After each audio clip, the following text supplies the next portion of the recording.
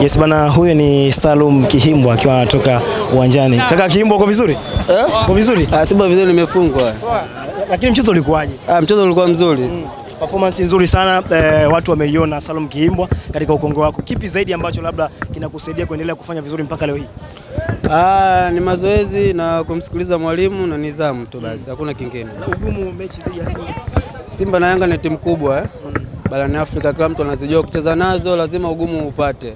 Sababu wachezaji wengi professional, alafu kwa ni timu ambazo zina kitu ambacho kinataka kuonekana kwa mbele zaidi, sio kwa hapa tu. Kwa hiyo kwanza Simba imetoka kucheza kimataifa, kwa hiyo tumekuja nao kucheza, alafu wana mechi nyingine kimataifa. Kwa hiyo leo ilikuwa kama mechi yao ya kuwa boost, kwa hiyo wamecheza kitimu, wamepata matokeo. Ulichokiandaa kucheza dhidi ya Simba kimefanikiwa kwa asilimia ngapi?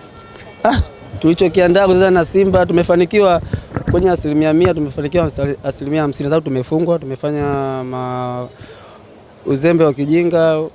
Simba ametumia nafasi, tutakaa katika uwanja wa mazoezi tukajirekebisha. Kama timu, mchezo dhidi ya Yanga mlipoteza kwa idadi nyingi, lakini leo hii pia mmepoteza mchezo mwingine.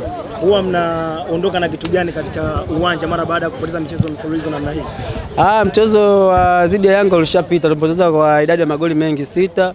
Of course leo tujipanga kwa ajili ya Simba, tumepunguza idadi ya magoli, na sababu ligi ni marathon, tutaendelea kupambana katika mechi zijazo za mbeleni yetu, sababu tuna mchezo dhidi ya KMC tarehe 3. Tutarudi katika uwanja wa mazoezi kujipanga ili tupate matokeo. Binafsi yako kama mchezaji, kwa nafasi yako unaonaje kiwango chako siku ya leo? Mimi siwezi kukiona kiwango changu, mashabiki ndio wamekiona, mimi nacheza ndani huko. Kwa hiyo kikubwa tu kwa nimefuatisha maelekezo ya mwalimu, nimemaliza dakika alizotaka mwalimu, nimetoka. Kwa hiyo mwalimu ndo kaona kuwa nimeperform katika kiwango gani. Duchu alikupa changamoto kubwa? Ni mchezaji, amenipa changamoto, ni mchezaji mzuri. Of course ulikuwa tunagea changamoto, yeye anigea na mimi namgea. Kwa hiyo kikubwa yeye aongeze juhudi na mimi niongeze juhudi. Namshukuru kwa kiwango chake hicho kionyesha, Mungu amjalie.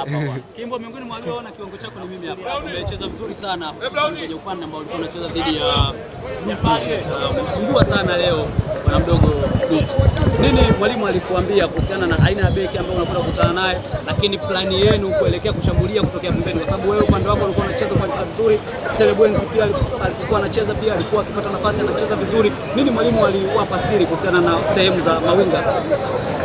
Mwalimu alitupa siri, alisema kuwa Simba ni wazuri sana upande wa fullback zao wanapanda, kwa hiyo sisi tuwe makini tunapocheza, tuwe na tahadhari kubwa ya kuwalinda, na sisi tukipata mpira tuoneshe kitu ili mradi wao wasio na overlap sana. Kwa hiyo tumefuatisha maelekezo ya mwalimu, ndio maana leo umeona tumecheza vile. Asante sana. Inshallah.